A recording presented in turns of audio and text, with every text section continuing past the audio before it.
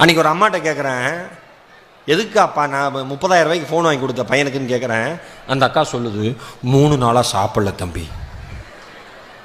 எவனாவது 3 நாள் சாப்பிடாமல் இருப்பானா? திருட்டு பையன் வீட்டில் சாப்பிடாம வெளியில் சாப்பிட்ருப்பான், ஃப்ரெண்ட்ஸோடு சாப்பிட்ருப்பான். இந்த அம்மாவுக்கு வீட்டில் சாப்பிட்லன்னு வருத்தம். 3 நாளாக சாப்பிடல, அது மனசு கஷ்டமாக இருக்குப்பா. பேசவே மாட்டேங்கிறான்ப்பா. பேசலைன்னா போயிட்டு போகிறான், அடுத்த 3 நாள் கழித்து பேசுவான்.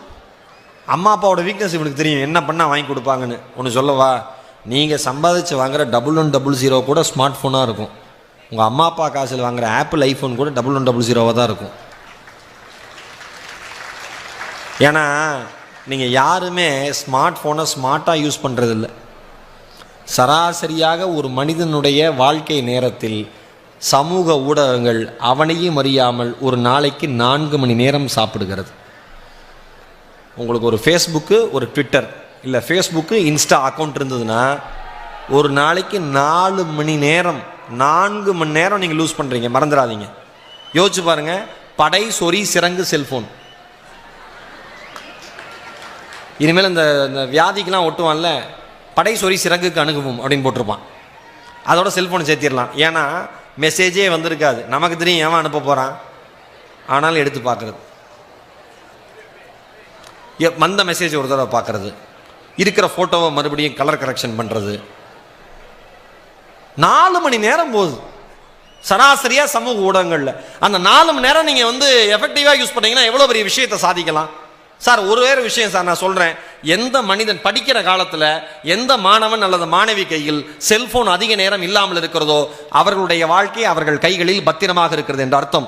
எந்த மாணவன் மாணவி கையில் செல்ஃபோன் அதிக நேரம் இருக்கிறதோ அவர்கள் கையில் அவர்கள் வாழ்க்கை இல்லை என்று அர்த்தம். இன்னைக்கு செல்ஃபோன் இல்லைன்னா ஒன்றுமே இல்லை, எல்லாம் வாட்ஸ்அப் தான். ஒரே ரூமில் அவன் அங்கே உட்காந்துருக்கான், இவன் இங்கே உட்காந்துருக்கான், வாட்ஸ்அப். ஹைடி சாப்பிட போகலாமா, இங்கே கேளம் சாப்பிட போகலாமான்னு கேட்க மாட்டாங்க. இன்னும் சின்ன சில பேர் இருக்கான் அதிமேதாவி. சார் இன்னைக்கு 2 GB சார், இன்றைக்கே செலவு பண்ணிடணும். இன்னைக்கு 1 GB போச்சுன்னா இன்னைக்கு போச்சு சார், அந்த 1 GB ஃபுல்லாக இன்றைக்கி தீர்த்தரணும் சார், நாளைக்கு ஃப்ரெஷ்ஷாக 1 GB ஆரம்பிக்கும். அதனால் இந்த வீடியோ பார்க்குறேன் சார், மற்றபடி எனக்கு பார்க்கணுன்னு இன்ட்ரெஸ்ட் கிடையாது. அந்த ஜிபி கலை பண்ணணும், காசு கட்டியிருக்கேன், அதை அழிச்சிடணும், நானும் அழிஞ்சிடணும். இதான் சார் லட்சியமே. என்னையா லாஜிக் வச்சுருக்கீங்க? எவ்வளோ விஷயங்கள் சாதிக்கிறதுக்கு இருக்குது. நீங்கள் இப்போ கூகுள் நிறுவனம் 2016 இருந்து நினைக்கிறேன், நம்ம இந்தியன் ரயில்வே டிபார்ட்மெண்ட்டோட சேர்ந்து எல்லா ரயில்வே ஸ்டேஷன்லேயும் ஃப்ரீ வைஃபை லான்ச் பண்ணாங்க. ரொம்ப அழகாக லான்ச் பண்ணாங்க. எல்லா ஃப்ரீ வைஃபையில் இப்போ நான் தான் சொன்னேன், எங்கேயுமே